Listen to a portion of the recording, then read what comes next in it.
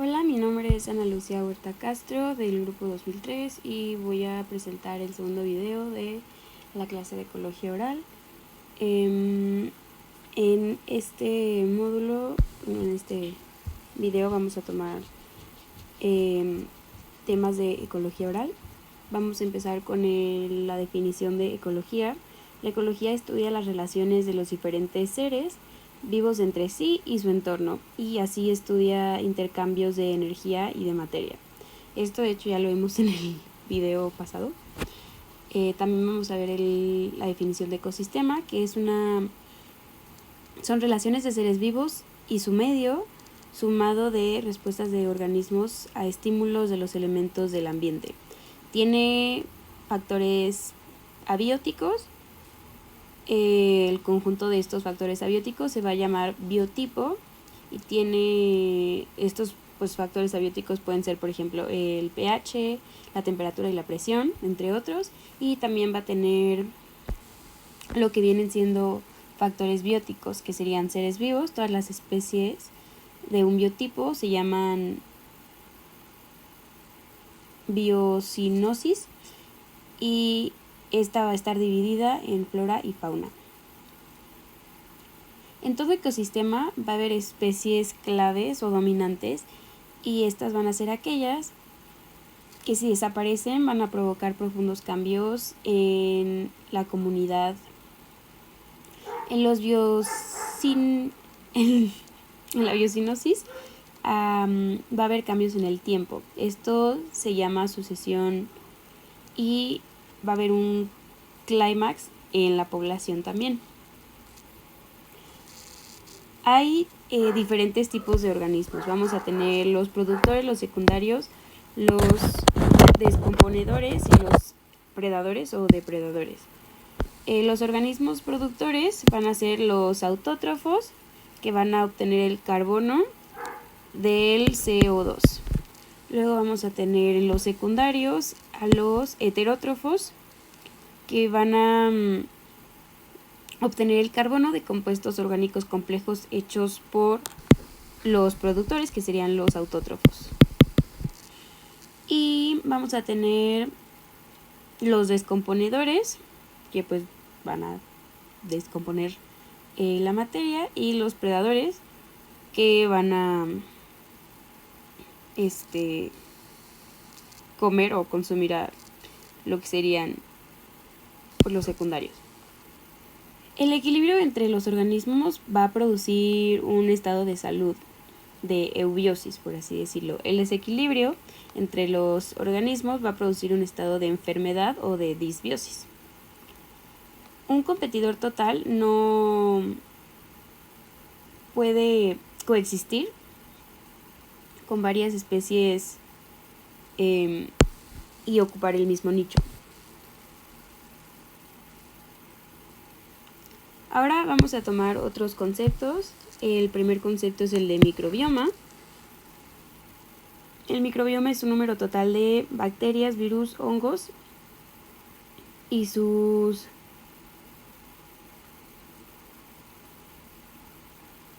materiales en el microbioma.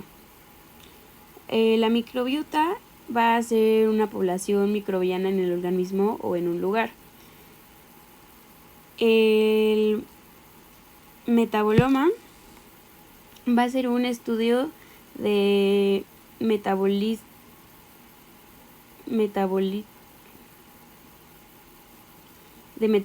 de una comunidad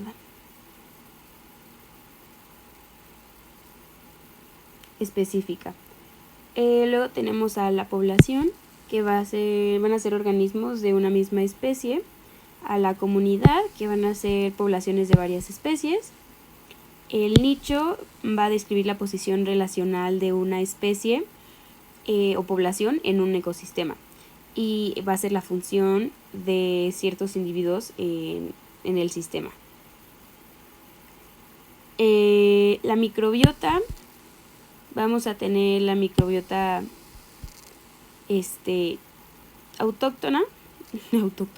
autótrofa.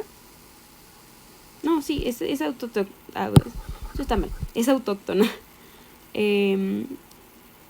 que va a ser la microbiota establecida por tiempo prolongado y va a evolucionar junto al huésped. Es muy estable durante toda la vida la autóctona, y vamos a tener también la microbiota transitoria, que va a tener fluctuaciones, no es permanente como tal. El filotipo va a ser la diversidad microbiana de un hábitat basado en la secuencia de ácidos nucleicos. Le vamos a tener relaciones interespecíficas e intraespecíficas. Ahorita voy a hablar un poco más de esto, pero quiero decir el último, que sería competencia, que entra la misma especie o especies, entre la misma especie o especies diferentes luchan por los mismos recursos, y ambos son perjudicados, ¿no? En las relaciones vamos a tener lo que serían las interespecíficas, que son relaciones entre diferentes especies, y las intraespecíficas, que son relaciones entre las mismas especies. En las intraespecíficas vamos a tener la familiar, que va a ser con objetivo reproductivo y cuidados de la prole. Gregaria va a ser para el transporte, locomoción, protección, como bancos de peces, manadas, entre otras cosas. Vamos a tener también a la relación estatal, que van a ser agrupadas en castas para organizar el trabajo, por ejemplo las abejas o las hormigas. Y vamos a tener también a la colonial, que son cuando los individuos se unen entre sí físicamente, como los corales, por ejemplo. Y luego vamos a tener las interespecíficas. Las interespecíficas se va a dar un fenómeno que es la simbiosis, que significa pues que viven juntos, ¿no? Que dos individuos viven juntos. Vamos a tener diferentes tipos de simbiosis. El primero sería el mutualismo. En el mutualismo ambos se van a beneficiar y no pueden vivir separados, por ejemplo, las bacterias en las raíces. En el comensalismo vamos a tener que uno se beneficia y el otro pues ni se beneficia ni se perjudica, es indiferente. Y el parasitismo, aquí uno se beneficia y el otro se perjudica. Vamos a tener dos tipos de parasitismos: el ectoparasitismo, que es cuando viven afuera, y el endoparasitismo, que es cuando viven adentro del organismo. Después vamos a tener lo que sería... Bueno, ahora vamos a hablar como tal de lo que sería la ecología oral, pues ya hablando como tal de la boca, ¿no? Aplicando pues estos conceptos en la cavidad oral. Topográficamente, la protección específica de los dientes va a estar dividida en dos sectores: los 2/3 oclusales, que es un territorio de inmunidad local, y pues también se le conoce como dominio salival. Más adelante también vamos a retomar estos sectores. Y vamos a tener también la zona cervical, que va a estar protegida por inmunidad sistémica, que sería cubierto por líquido gingival, y en el líquido gingival o crevicular vamos a tener lo que son inmunoglobulinas, la M, y complementos polimorfonucleares, que se llama también dominio gingival.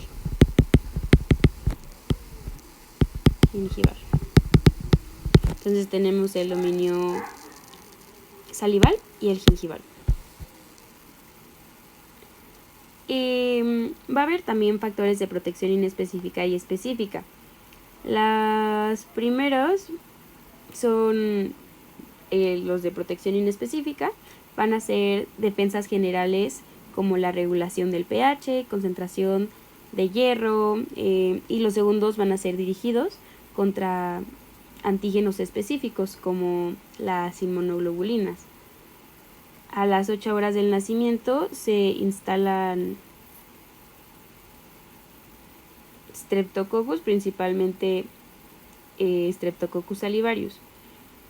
Vamos a tener cambios en la microbiota a los 6 meses de vida con la erupción dental. Y dentro de estos factores de protección vamos a tener la sucesión ecológica, que es cuando la microbiota, la sucesión ecológica, que es cuando la microbiota bucal sigue un desarrollo ecológico, y hay de dos formas. Los cambios son en la aglogénica, los cambios son influidos por factores no microbianos, y la autógena son factores microbianos. Cuando se encuentra la microbiota establecida se llama comunidad clímax y es resistente a cambios como la llegada de microorganismos. Otro factor de protección que tenemos va a ser la temperatura, el potencial de óxido de reducción y el pH. En la temperatura, aquí lo tenemos más específico, vamos a tener que la boca va a tener una temperatura más baja a la del cuerpo, normalmente oscila entre 35 y 36 grados Celsius. En las bolsas periodontales vamos a tener una temperatura al contrario más alta de 39 grados Celsius, y en el surco gingival vamos a tener una temperatura de 33.7 grados Celsius. El potencial óxido reducción va, dentro de la temperatura,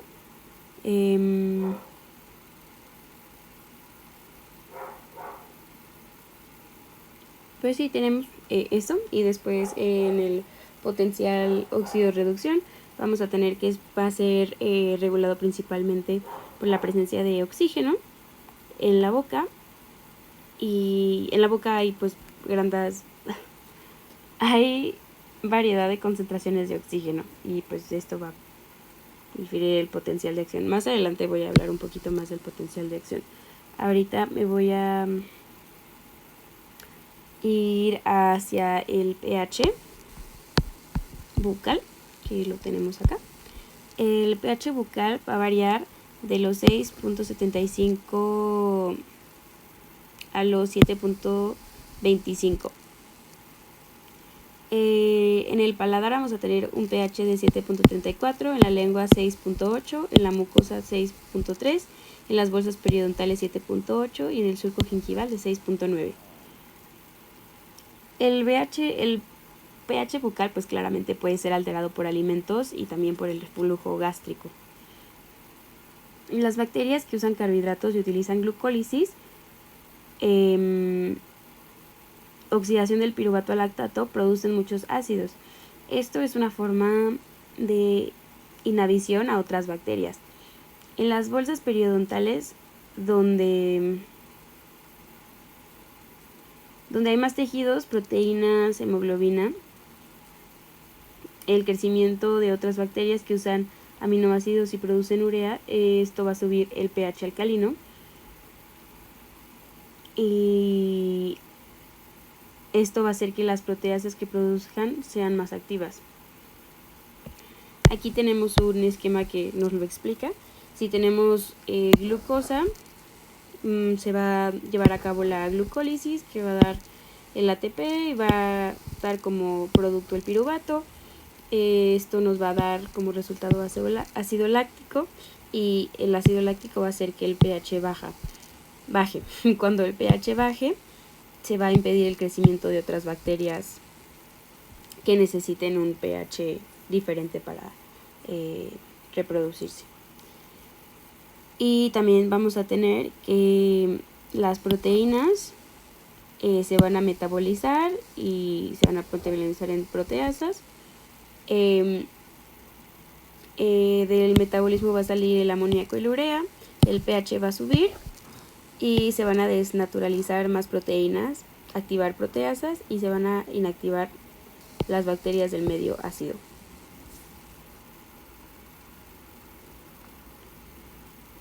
Y pues eso sería como lo principal del pH. Vamos a también retomar ahorita el potencial de oxidorreducción.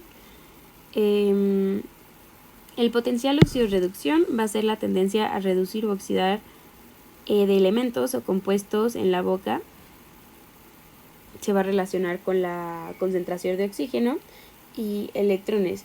Mientras más positivo sea un ambiente oxidante, va a haber pues más oxígeno. El pH y el potencial oxidorreducción van a estar relacionados. El pH menor a 5 son ambientes anóxicos. El uso de oxígeno para producir energía en la cadena respiratoria define el tipo de microorganismo en este medio ambiente.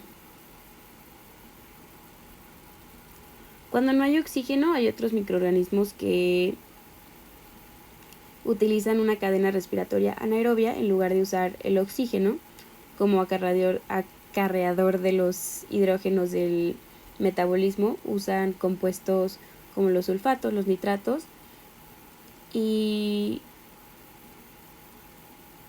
pues esto no va a ser como fermentación, ¿no?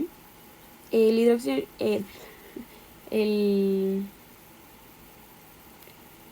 potencial de oxidorreducción, vamos a tener que en la lengua va a ser más 30 a menos 310 MBs. En la encía va a ser menos 200 y en la biopelícula menos 360. Las zonas más anóxicas van a ser la biopelícula por algunos compuestos que tiene. Ahora vamos a hablar del compuesto de adhesión, agregación y coagregación. Las bacterias, para formar una cadena o comunidad, deben pues juntarse o adherirse. Para esto deben vencer fuerzas de masticación, deglución, higiene y descamación celular. Vamos a tener que la adhesión va a ser una unión entre microorganismos y tejidos del huésped. La agregación va a ser una unión entre microorganismos entre la misma especie. Y la coagregación va a ser una unión entre microorganismos de diferentes especies. Así, unos microorganismos que no se pueden unir al tejido del huésped directamente lo hacen por medio de otra especie. Si esta pues claramente puede, ¿no? Estas relaciones originan competencia por receptores para la adhesión. La competencia por factores nutricionales se presenta con factores antagónicos entre especies. Ahora vamos a hablar de la saliva. La saliva es un ecosistema que influye en la salud y enfermedades. Se producen de 700 a 800 mililitros al día, lo que vendría siendo como 0.3 mililitros por minuto. Tienen una función, la saliva va a tener muchas funciones, principalmente digestiva, protectora, reguladora. También tiene otras funciones como en la fonación, entre otras cosas, pero aquí pues estas son las más importantes. En la boca, en muchos nichos ecológicos, hay muchos nichos ecológicos que por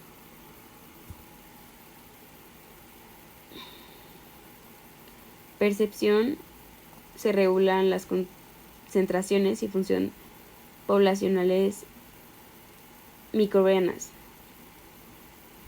Cada nicho depende de la capacidad de microorganismos de adherencia, desarrollo y supervivencia. La adhesión se da por microorganismos y moléculas de la película adquirida como adhesión. Lo más usual es glucosiltransferasa, lectinas, ácido lipoteico y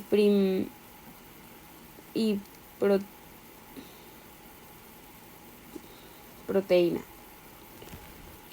Vamos a tener diferentes hipótesis sobre cómo se forma la película.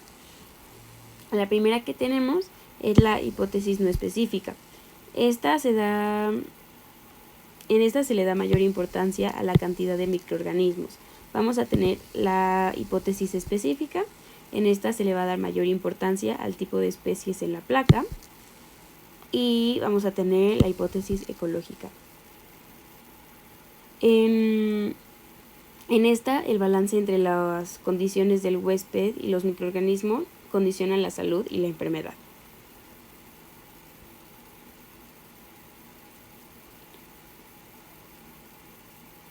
En la boca vamos a tener que la saliva es un factor de adhesión y nutrición para las bacterias. Vamos a tener diferentes componentes que van a hacer diferentes cosas, van a tener diferentes funciones en lo que sería la cavidad oral. La proteasa salival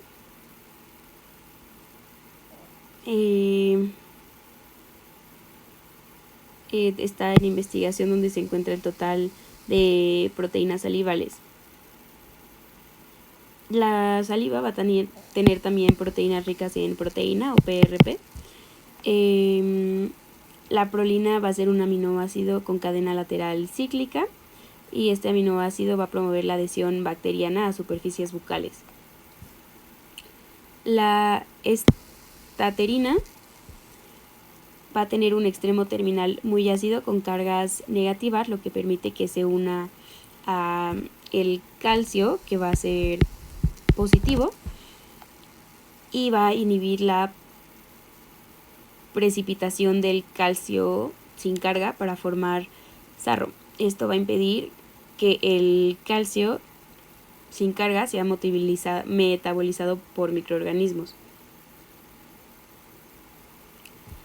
Vamos a tener también a las mucinas, que van a ser una glucoproteína que va a producir viscosidad, va a aglutinar bacterias en la saliva, y luego las mismas bacterias se van a deglutir para ser eliminadas por el pH gástrico. Vamos a tener también a la amilasa salival, que va a ser una enzima que rompe enlaces glucosa-glucosa del almidón. Algunas bacterias se adhieren a ella y la utilizan como sistema de digestión. Vamos a tener la fibronectina, que es una glucoproteína salival. Para algunas es un receptor de unión, y para otras va a inhibir la capacidad de unión al ser recubiertas por fibronectina. Vamos también a tener la ureasa, que va a destruir la urea para hacerla amoníaco, y esto va a elevar el pH.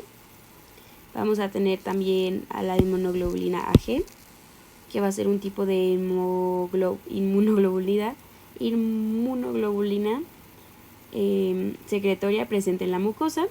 Vamos a tener a la lisozima salival, que va a hidrolizar uniones beta 1,4, N-acetilmurámico y N-acetilglucosamina, que conforman el peptidoglicano de las bacterias, regulando la cantidad de bacterias. Vamos a tener también a la histatina, que son proteínas ricas en histidina, que son catiónicas con carga positiva y que van a inhibir el crecimiento de cristales de hidroxiapatita antimicóticos. La lactoferrina va a ser una glucoproteína que se une a los átomos de hierro y esto va a impedir que sea utilizado por las bacterias. La producción de saliva va a disminuir en la noche.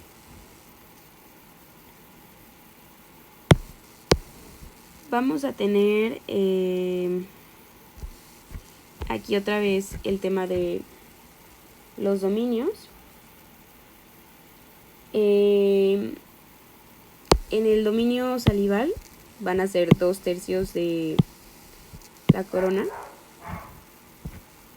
y van a tener acceso a nutrientes externos como carbohidratos regulados por enzimas y movimiento mecánico, también pues por el pH bucal, ¿no? En el dominio gingival van a tener contacto con nutrientes del surco gingival, nutrientes endógenos de diferente temperatura, nutrientes endógenos, diferente temperatura, otro pH, oxígeno, y pues aquí van a crecer otro tipo de bacterias reguladas por inmunidad sérica. Vamos a tener aquí inmunoglobulina A, G y M, y pues el complemento. Dentro de la saliva vamos a tener lo que serían nutrientes. Vamos a tener nutrientes endógenos y exógenos. Los nutrientes endógenos van a ser nutrientes disponibles de la saliva, el suero y tejidos de la boca, como la albumina, las glucoproteínas, lipoproteínas, el grupo hemo, y pues si hay inflamación se va a aumentar el edema, haciendo que haya más proteínas en la saliva que en el suero. Los nutrientes provenientes de interacciones bacterianas van a estar pues también en este grupo. Hay bacterias primero consumidoras que sus productos dan nutrientes a otras bacterias que serían pues consumidoras secundarias. Dentro de estos nutrientes tenemos a la agreguina, a arginina, la histidina y a la lisina y a la ornitina. Dentro de los nutrientes exógenos, las bacterias no van a poder utilizar diferentes macromoléculas de la dieta humana, así que estos son rotos por enzimas salivales y exoenzimas bacterianas. Un ejemplo de un nutriente exógeno es la glucosidasa bacteriana, que va a romper disacáridos en el exterior de la bacteria para luego ser absorbidos en una digestión externa. Ahora vamos a hablar de la película adquirida. La película adquirida es una delgada membrana biológica, no es un componente estructural de una superficie. Se va a depositar sobre la superficie como el resultado de la absorción de proteínas, glucoproteínas de saliva, líquido crevicular, productos microbianos y productos celulares. Algunas características de la película adquirida, pues aquí tenemos un diagrama que nos muestra cómo es la película adquirida. Aquí tenemos a la película adquirida, vamos a tener una zona hipersaturada por iones y pues aquí es lo que sería ya el diente. Va a tener una permeabilidad selectiva al ser hidrofóbica, que va a impedir el paso de iones como calcio, fosfatos, fluoruros. Esto va a causar una zona hipersaturada, que es la que viene aquí en la imagen, en la superficie del diente. Aquí tenemos el diente. Va a regular también la concentración de ácidos en la interfase de la película diente, o sea, interfase película-diente.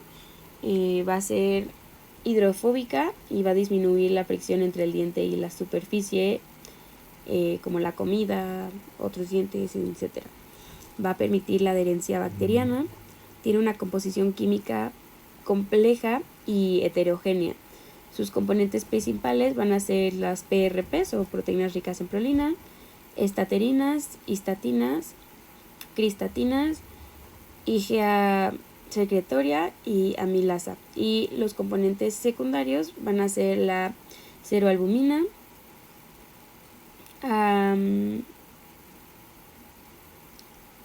amilasa carbónica, inmunoglobulina G, inmunoglobulina M, fracciones del complemento y glucosiltransferasa microbiana.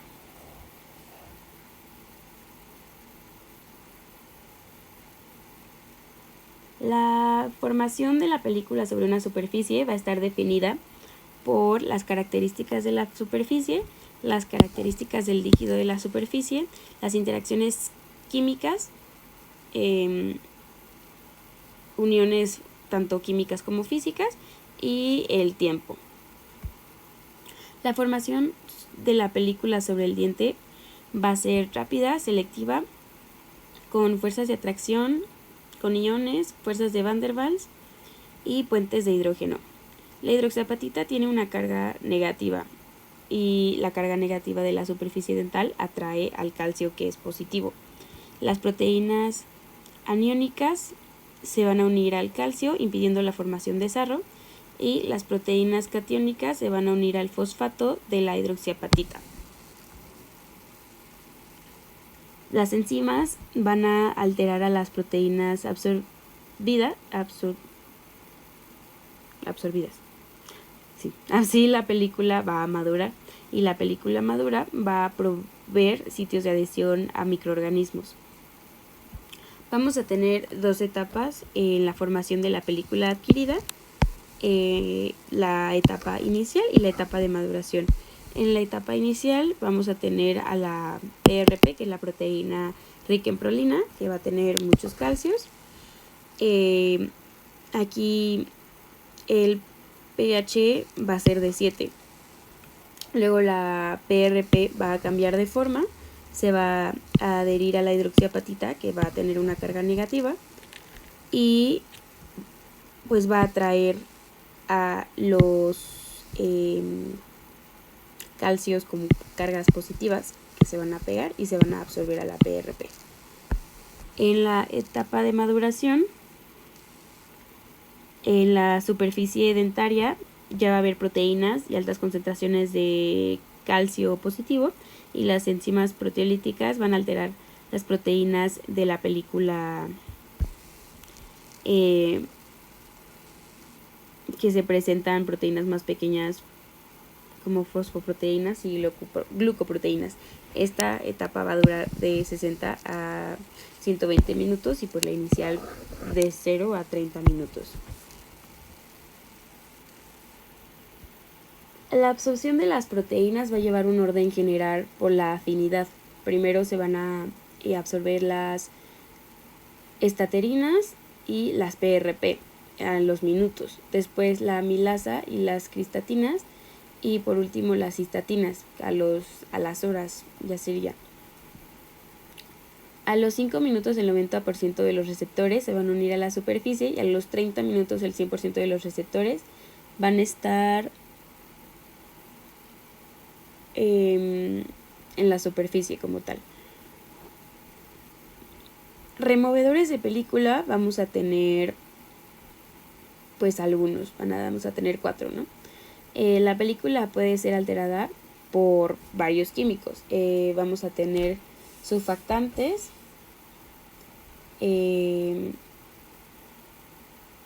antimicrobianos, antiadherentes y modificadores enzimáticos. Ahora vamos a hablar de la caries. La caries dental es una enfermedad infecciosa con prevalencia 95% en adultos entre edades de los 20 a los 64 años en México. En niños preescolares es del 70%, y en los niños en áreas pues desfavorecidas van a tener el doble de prevalencia a las caries. Entre 30 va a ser una prevalencia de 34 a el 14%. Los niños desfavorecidos van a tener una prevalencia de 34%, y pues los que no están en áreas desfavorecidas de 14%.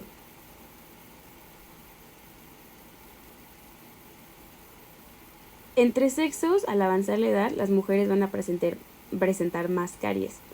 La caries dental va a ser un proceso multifactorial mediado por la presencia de biopelícula que va a alojar a bacterias cuyo metabolismo va a producir ácido.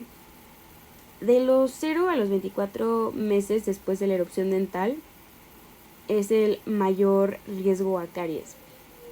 Al ser multifactorial, se han propuesto varias teorías para explicar la formación como tal de las caries. Unas son más aceptadas que otras, y pues las teorías vendrían siendo la acidogénica, que va a decir que la caries es producida por ácidos. Vamos a tener también a la teoría químico-alimentaria, que va a decir que los ácidos de los alimentos van a actuar sobre el diente y van a generar la caries. Proteolítica, las bacterias y la placa dental va a ser proteolítica y va a presentar proteasas y acidez que van a romper a las proteínas alrededor del cristal de la hidroxiapatita. En la biofísica, las altas cargas de masticación van a producir un efecto esclerosante y va a pérdida de agua que va a alterar a las proteínas del diente. Y en la teoría de los gusanos, pues se dice que la presencia de gusanos que comen al diente pues es lo que causa las caries. Vamos a tener también a pues personas importantes que han propuesto ya sea postulados o tríadas o factores.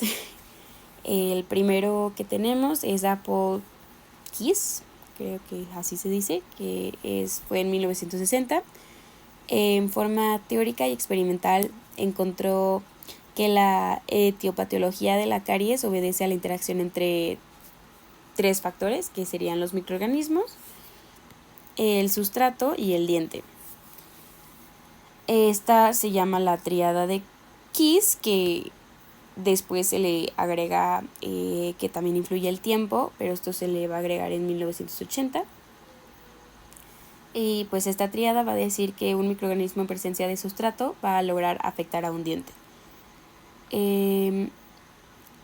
La caries la caries más bien es una enfermedad infecciosa pues de naturaleza multifactorial, como ya lo dijimos, y no va a cumplir los postulados de Koch. Se observó que aún en presencia de mutans, de Streptococcus mutans, algunos pacientes pues no van a presentar caries y en otros con caries pues no va a haber la bacteria como tal. Estos postulados de Koch van a decir lo siguiente. Se van a formular en 1890 y se van a establecer para pues establecer la etiología infecciosa de la enfermedad. El primero es que el agente patógeno debe estar presente en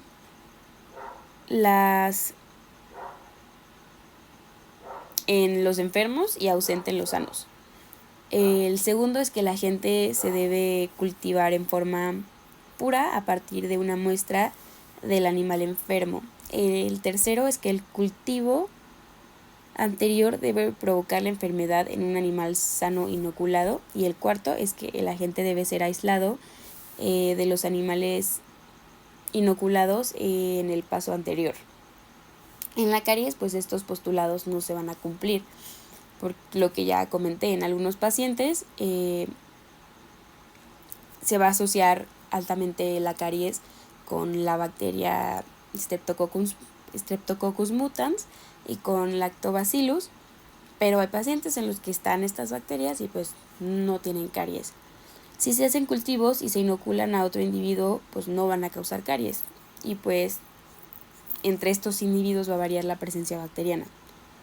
También vamos a tener a los factores asociados por Fayerscough en 2004, que va a decir que la caries es una enfermedad infecciosa de naturaleza multifactorial que no cumple postulados de Koch.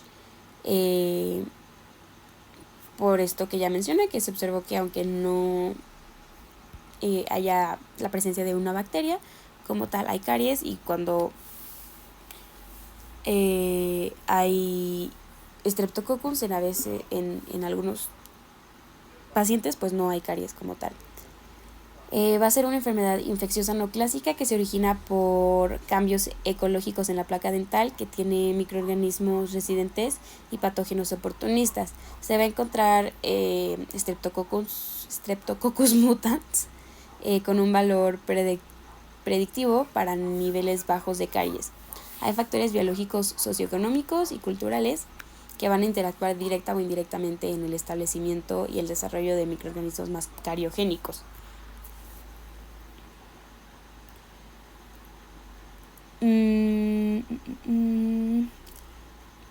Ahora pues voy a volver a mencionar a la tríada ecológica de Kies, que como ya mencionamos va a decir que va a haber 3 factores que van a influir en la producción de caries, ¿no? El huésped, la dieta y los microorganismos.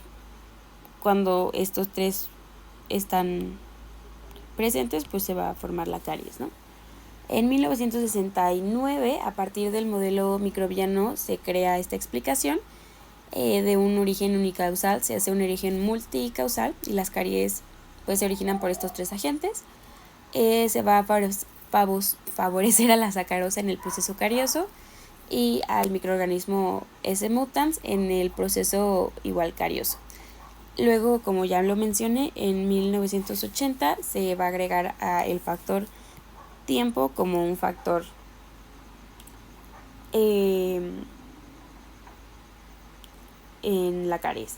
La caries dental va a ser un proceso que implica un desequilibrio de las interacciones moleculares normales entre las superficies del diente y las subsuperficies del diente y el biofilm microbiano adyacente.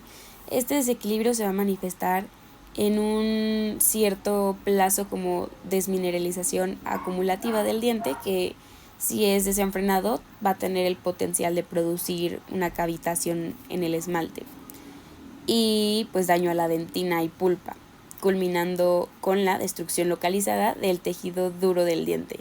La caries es una afección de ecología alterada en un sistema complejo y dinámico de carácter crónico. El origen de este desequilibrio se muestra en la placa dental, que se puede clasificar como supragingival, subgingival, cariogénica, periodontopatogénica, adherente y pues no adherente. Vamos a tener 4 tipos de caries. No, 4 no, son 6, perdón. La primaria, que se va a dar en un diente sano. La secundaria o recurrente se da en la interfase del esmalte restauración. La residual es caries que no fue retirada en la preparación de una cavidad obturada. La oculta va a ser una caries no visible fácilmente. Usualmente se va a dar entre los puntos de contacto entre los dientes. Y también tenemos la caries dental activa y la caries dental detenida o inactiva. Ok, ahora vamos a hablar de la hidroxiapatita. La hidroxiapatita va a ser un mineral biológico formado por fosfato de calcio. Es parte de la familia de las apatitas con el prefijo hidroxi porque tiene un grupo hidroxilo. Y este ion puede ser sustituido también por el flúor. Aquí normalmente hay un OH, pero este OH puede ser sustituido por el flúor. También por cloro y por fosfato, así originando derivados. Va a formar prismas hexagonales y pues con forma tridimensional. Aquí lo tenemos, los prismas. representa al depósito del 99% de calcio corporal y el 80% de fósforo. Se va a disolver en ácidos porque el fosfato y el hidroxilo van a reaccionar con el hidrógeno de los ácidos. La fórmula de la hidroxiapatita es la siguiente. La hidroxiapatita en el diente no está pura, se presenta más bien con impurezas, con carbohidratos, sodio y flúor. Entre cada cristal va a haber espacios que se llaman espacios pericristalinos, y estos van a estar llenos de agua al 11% y 2% de matriz orgánica, que tiene principalmente proteínas. El agua va a generar una zona de hidratación.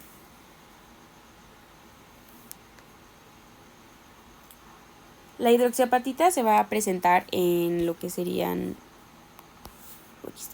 dos fases: la fase sólida y la fase sólida y la fase líquida.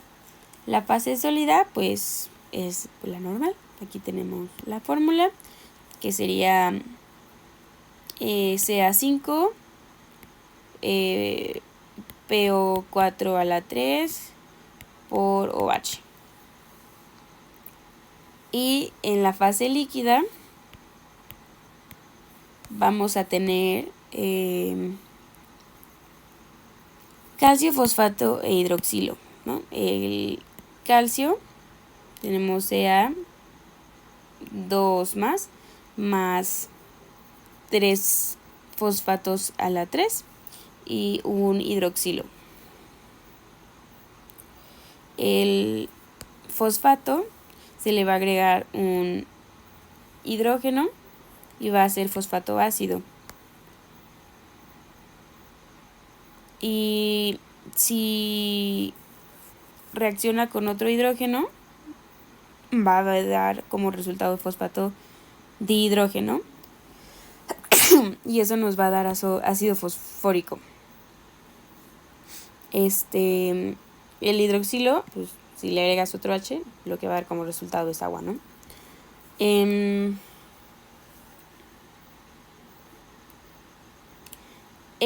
pHs menores a 5.5, los hidrógenos van a reaccionar con los componentes de la fase líquida y esto va a provocar que la concentración del fosfato disminuya. Esto va a hacer que se disuelva la fase sólida. Entre la fase sólida y la líquida hay un equilibrio de reacción, lo cual es inerte a ella, significa que siempre está entre la fase líquida y la sólida. Hay una relación entre las concentraciones, lo cual es una constante.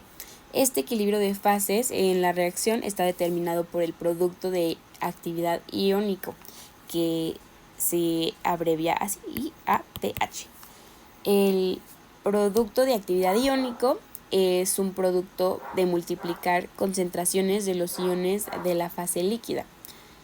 Aquí tenemos la fórmula para sacar el IAPH o producto de actividad iónica de la hidroxiapatita, y sería esta. Y pues vamos a tener que este valor se encontró por varios experimentos y pues matemática, ¿no? Esta concentración indica la cantidad de iones necesarios para la reacción, para que la reacción esté en equilibrio, y va a indicar que no hay una disolución y precipitación de la hidroxiapatita. Es este número: 1 a la 10 a la menos 117.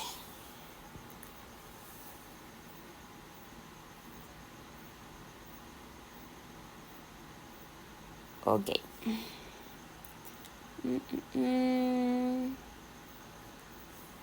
Vamos a también tener aquí el concepto de ácidos. Un ácido pues va a ser una sustancia con capacidad de donar protones de hidrógeno, y una base va a ser una sustancia con capacidad de recibir protones de hidrógeno. Aquí tenemos la fórmula, pues el ácido es HA, va a tener un protón y una base.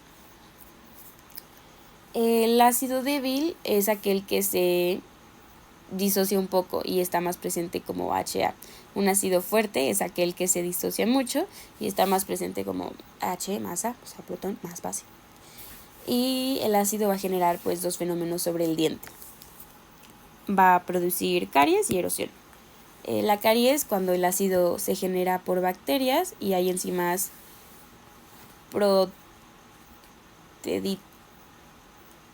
proteolíticas. La erosión cuando el ácido no es generado por bacterias y pues son ácidos exógenos normalmente, pues fuera del cuerpo de alimentos, y también están los endógenos, que sería por ejemplo el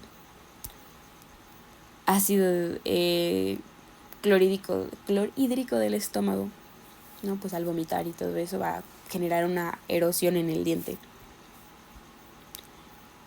La hidroxiapatita es un cristal que se puede disolver en soluciones líquidas. Las soluciones, según la cantidad de soluto en el disolvente, se van a clasificar en insaturadas, en donde el soluto se disuelve, las saturadas, el soluto no se disuelve, y las sobresaturadas, el soluto no se disuelve y se precipita. En la formación de caries, bueno, tenemos primero el pH crítico. El pH crítico es la cantidad necesaria de hidróxido para disolver a cada apatita. Y pues hay varios pHs críticos dependiendo de la estructura que tengamos.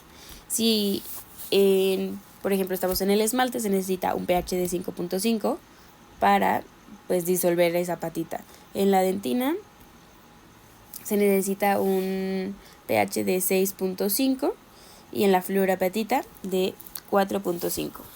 Aquí tenemos un esquema que nos muestra cómo se da esta disolución de la apatita. Por cada unidad de pH que baje, la solubilidad de la apatita va a aumentar 10 veces. La escala del pH pues es logarítmica, ¿no? Esto implica que la diferencia entre pH 4.5 y 5.5 es de 10 veces. Significa que entre el pH crítico del esmalte de 5.5 y la fluorapatita de 4.5 se necesita pues 10 veces más hidrógeno para disolver a la apatita. Aquí tenemos que en un hidrógeno, en un esmalte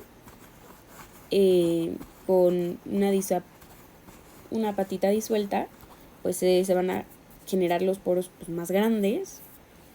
Aquí tenemos el cristal ya diluido, que está pues todo feito, ¿no? Y el espacio pericristalino se va a ensanchar. Esto va a pasar pues en un proceso de 2 semanas, ¿no? De constante presencia de un pH crítico. Y pues cuando tienes el poro más grande, el espacio pericristalino pues más ancho, los hidrógenos van a entrar con más facilidad. Entonces vamos a tener pues, más hidrógeno, más ácido y pues va a empeorar la situación. Ahora vamos a tener pues, lo que sería la formación como tal de caries. La formación de caries, pues en esta el ácido producido por las bacterias van a producir pues, las caries, ¿no?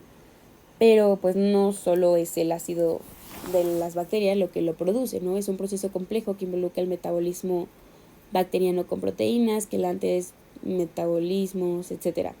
Los protones de hidrógeno son átomos muy pequeños. El número atómico que tienen es 1, son de la familia 1, tienen valencia 1, significa que pues tienen un electrón en su último orbital. Para que se encuentre en equilibrio electrónico, pues necesitan otro electrón. Así reacciona con otro átomo. Al aumentar la cantidad de hidrógeno fuera del diente y haber menor cantidad dentro del diente, se genera un diferencial de magnitudes. El esmalte y dentina funcionan como una membrana semipermeable a los hidrógenos. Al haber este diferencial de concentraciones de hidrógeno, los hidrógenos tenderán a entrar por los espacios pericristalinos, y al haber mayor concentración de hidrógenos pericristalinos, esto pues va a alterar el equilibrio entre las fases sólida y la líquida de la hidroxiapatita, causando pues, la disolución del cristal. Aquí tenemos a los cristales de hidroxiapatita y los espacios pericristalinos, que van a formar lo que vendrían siendo pues estas estructuras tridimensionales. Y aquí ya como tenemos el esquema que se ve así, y pues a los hidrógenos entrando, ¿no? El espacio pericristalino va a estar formado por agua y proteínas. Los pasos en la difusión del hidrógeno en esmalte y dentina, ya pues a un nivel microscópico, van a ser los siguientes. Primero, las bacterias van a aumentar la concentración de hidrógeno afuera del diente. Después se va a intentar equilibrar la diferencia de magnitudes. Después los hidrógenos se van a filtrar en el espacio pericristalino, y durante la primera semana pues va a haber cambios microscópicos y pues hay una disolución periférica del cristal. Durante la segunda semana va a haber cambios macroscópicos, cambios en la superficie externas, cambios de color, va a haber más poros entre cristales y se va a generar una mancha blanca que pues todavía puede ser reversible. La difusión de hidrógenos en el esmalte y dentina macroscópicamente, pues aquí el ácido va a entrar al esmalte y a la dentina y se va a difundir en forma de cono invertido. Es parecido a la forma de distribución de una fuga de agua en una pared. Del origen de la fuga se va a esparcir a un área más grande, y esta pues distribución va a causar varias zonas en las caries. Estas zonas vendrían siendo la zona superficial, que es la zona más superficial del esmalte, un área que está en contacto con la saliva, y pues es la que está más en contacto también con los hidrógenos y con el calcio y con el fosfato de la saliva. Esto hace que la zona superficial tenga periodos de dilución y formación de cristales de hidroxiapatita. Luego vamos a tener el cuerpo de la lesión. El cuerpo de la lesión es una zona en la que el ácido se filtra hacia las zonas más profundas, pues porque no hay contacto con saliva hipersaturada en calcio y fosfato, y esto pues va a impedir los periodos de cristalización. Es la zona con mayor caries, y pues hay poros del 10% al 2%, al 24%, perdóname. Estos poros permiten la presencia de bacterias acidogénicas y acidofílicas, y aquí pues la disolución va a ser más dominante. Hay metabolismo bacteriano, proteasas quelantes que destruyen la proteína pericristalina. Después tenemos a la zona translúcida.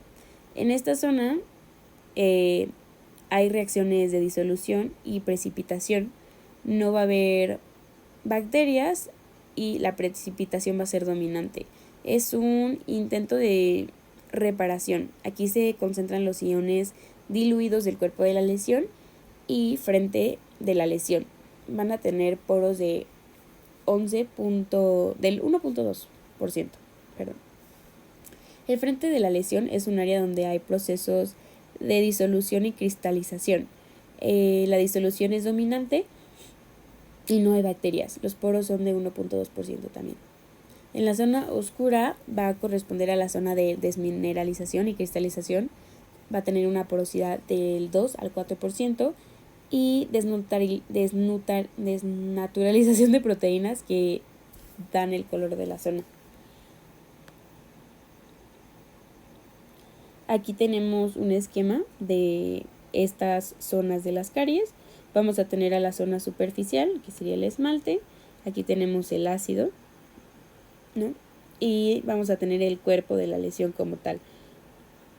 podemos ver que está en forma de de pirámide invertida. No invertida, de pirámide, de cono invertido.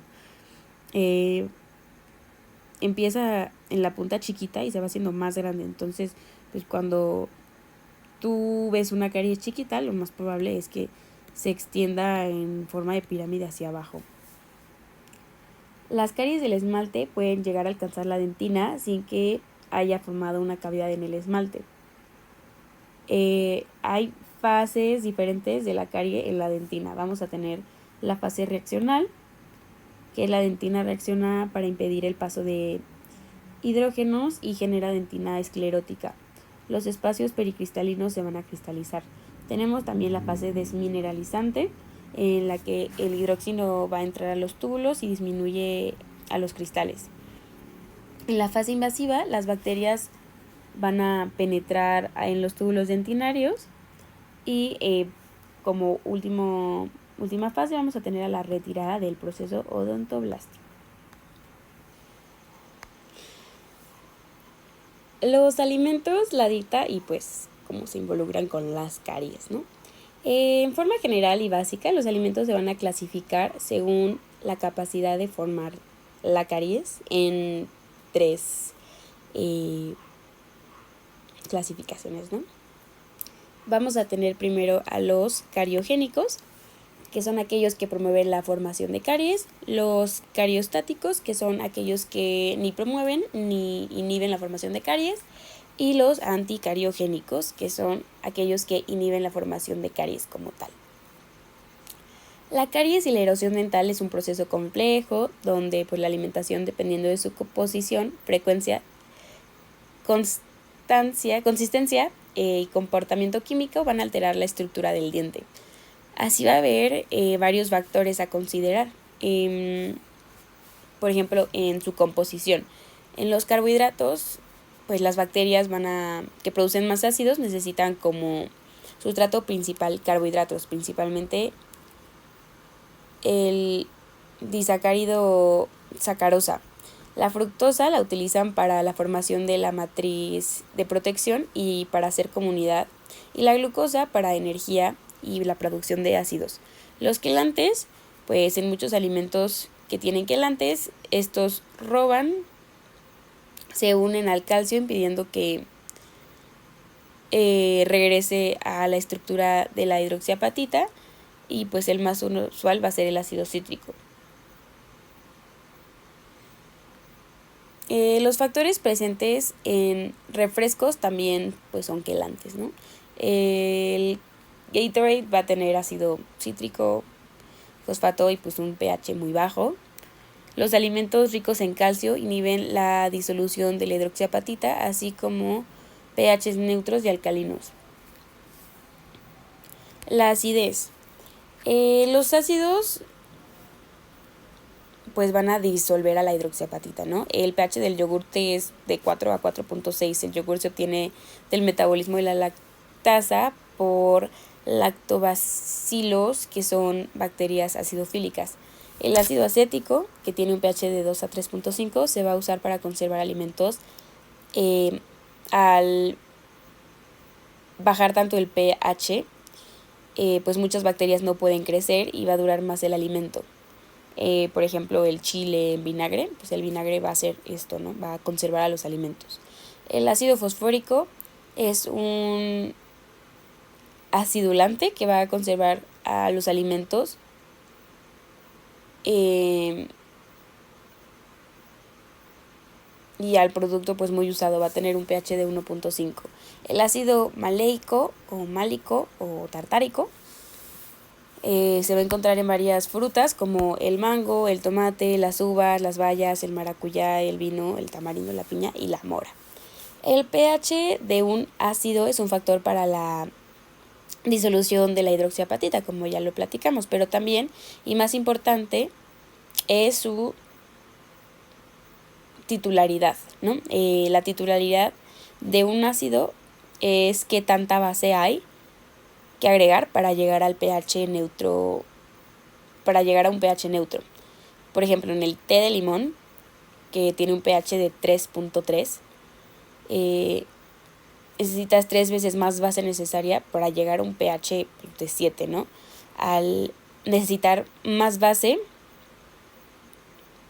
la boca va a necesitar más tiempo para neutralizar el proceso de disolución de la hidroxiapatita.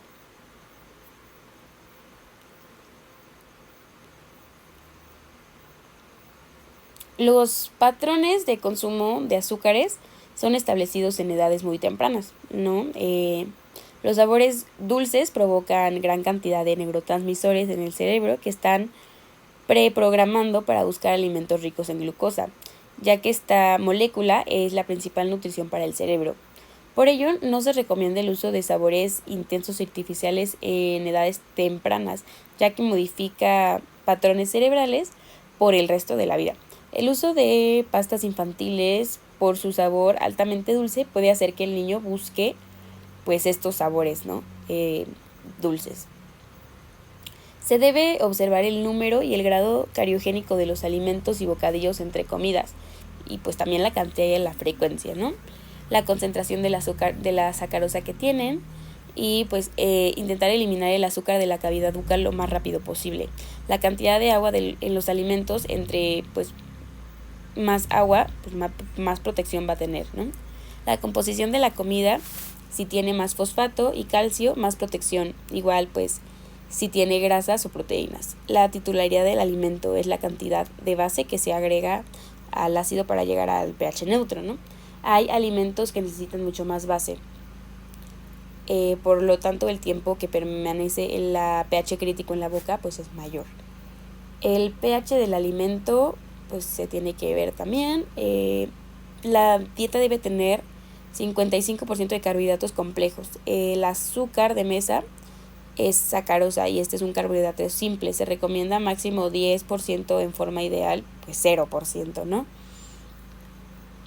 La OMS indica que la caries no sucede por el consumo de capital, no sucede por debajo del consumo per cápita anual de 10 kilogramos por individuo. Estos son más o menos 30 gramos al día. Si aumentas tu consumo per cápita anual a 15 kilogramos, es cuando hay caries significativa. Un refresco de 600 miligramos de sidral, por ejemplo, tiene 63 gramos. Un Fuse Tea tiene 77 gramos de azúcar. Ahí ya estamos excediendo el consumo per cápita que la OMS nos recomienda, ¿no? Y pues ahí ya la probabilidad de que se creen caries es mayor. Si hay desnutrición en los periodos de formación dentaria, puede haber alteraciones en el desarrollo dentario y retraso en la erupción. La deficiencia más usual es la falta de vitamina A, D y fósforo. La malnutrición proteica calórica provoca la disminución de inmunoglobulina Ag. Las grasas cubren al diente y reducen la retención de azúcares. Las proteínas aumentan la capacidad buffer de la saliva. El alcohol no es erosivo al diente, pero puede inhibir al estómago. Produce reflujo o gastritis y pues el ácido clorhídrico del estómago como gas en boca pues va a afectar al diente. El vino blanco es el más ácido, tiene un pH de 3. Oh my god. La cerveza tiene un pH de 3.7 a 4.9. Y pues también va a influir la frecuencia y el tiempo, ¿no? La composición, la consistencia, la adhesividad provocada. Y pues esto va a provocar que se mantenga el pH crítico o no en la boca, ¿no?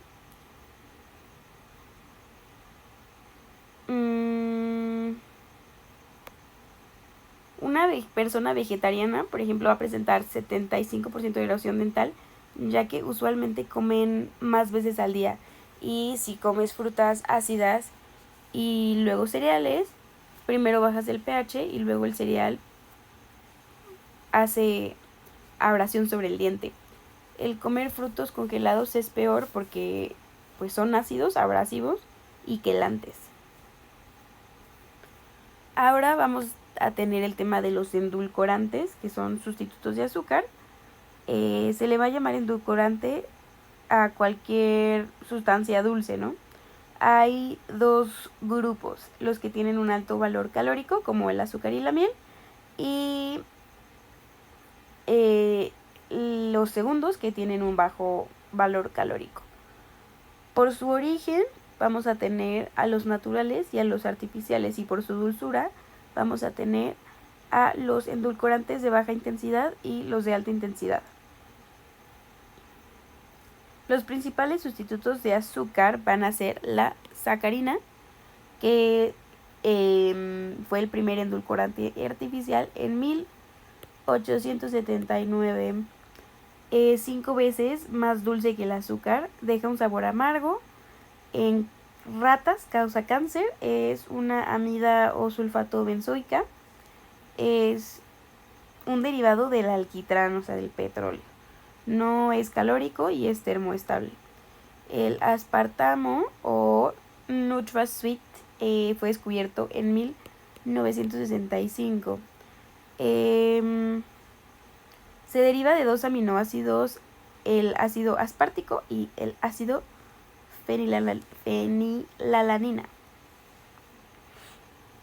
Es 20 veces más dulce que el azúcar de mesa y tiene un bajo contenido energético.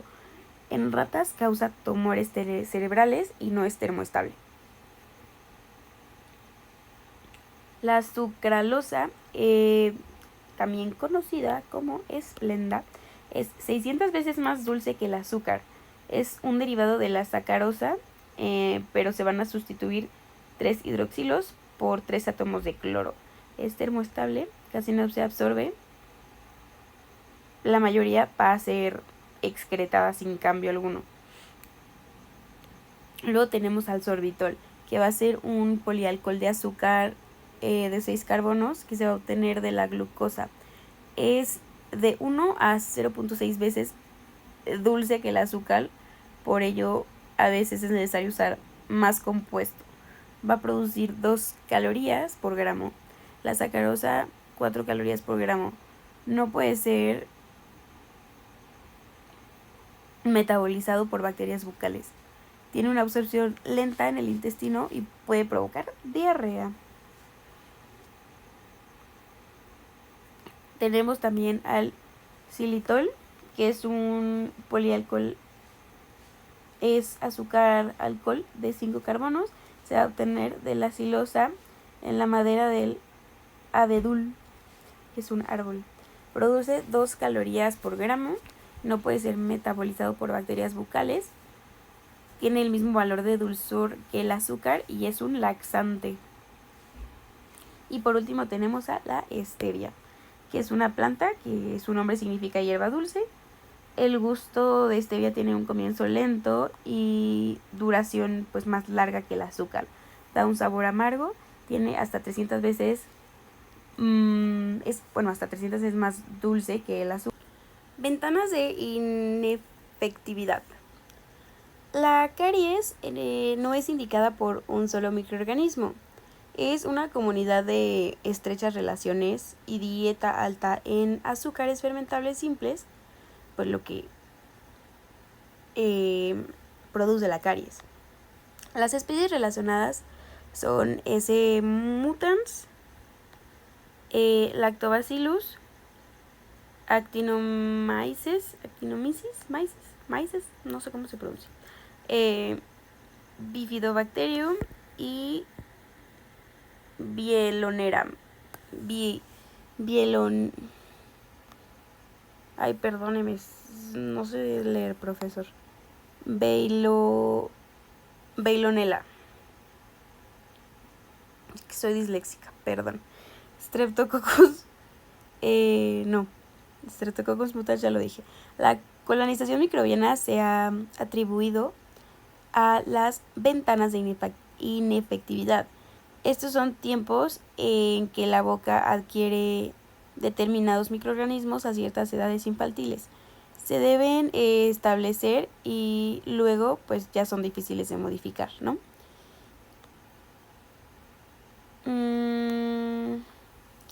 Ahora vamos a hablar como tal de Streptococcus mutans, que es una bacteria gram negativa, anaerobia facultativa, tiene influencia en el desarrollo de la caries, es acidogénica, forma cocos en cadenas, pues aquí están los cocos, coco que cambia de forma según el medio donde crece. Metaboliza principalmente a la sacarosa, tiene hasta 12 formas de transporte de glucosa.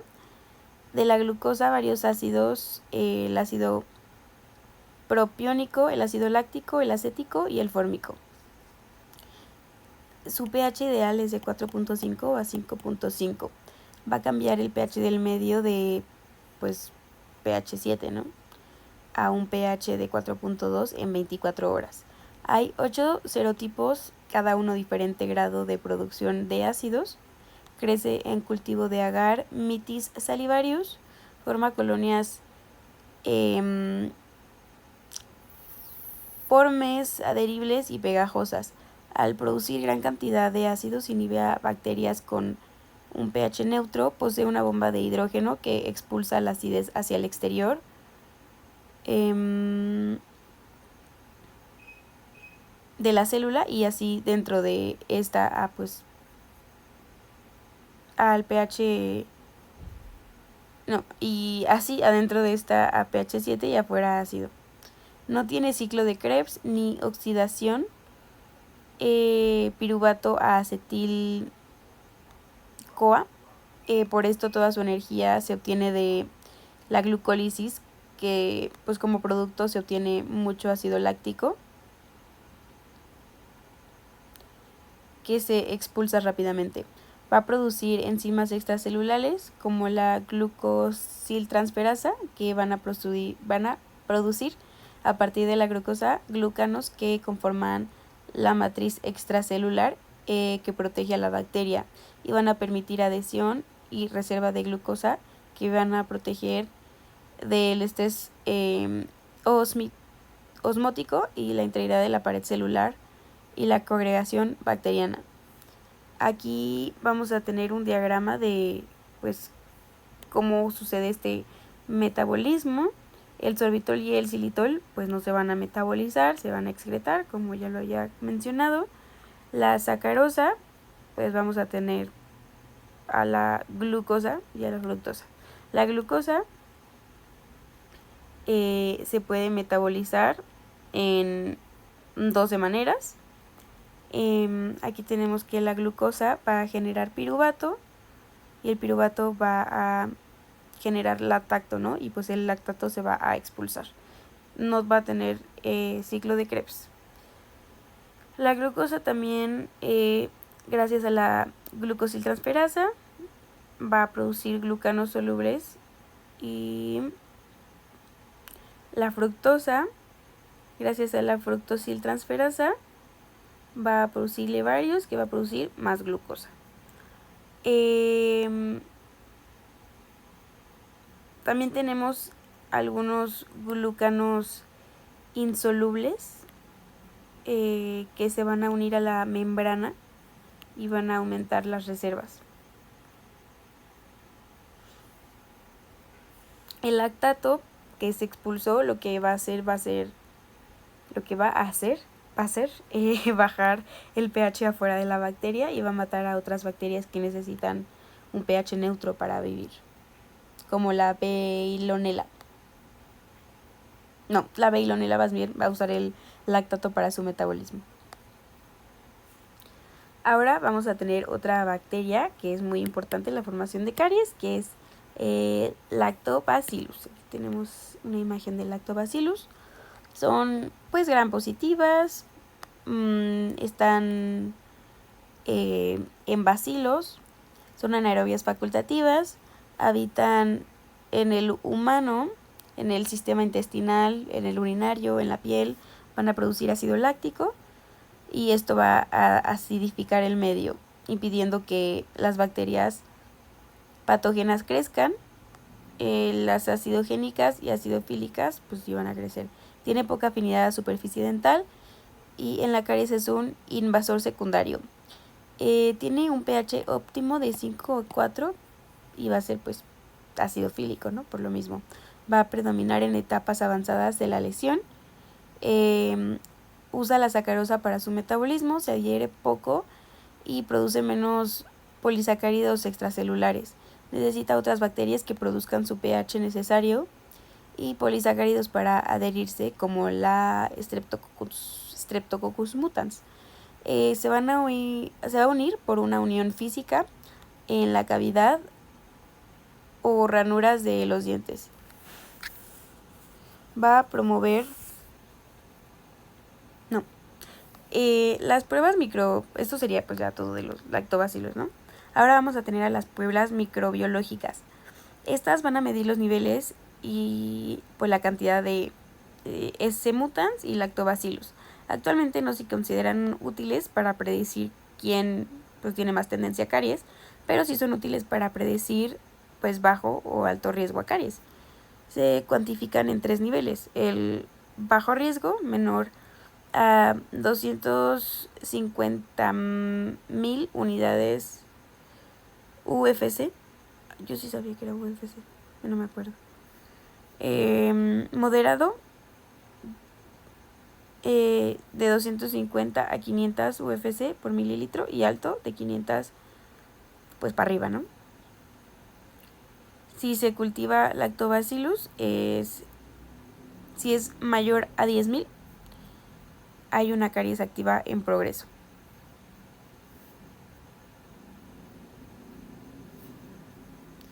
Y pues esto sería todo por el video de este eje.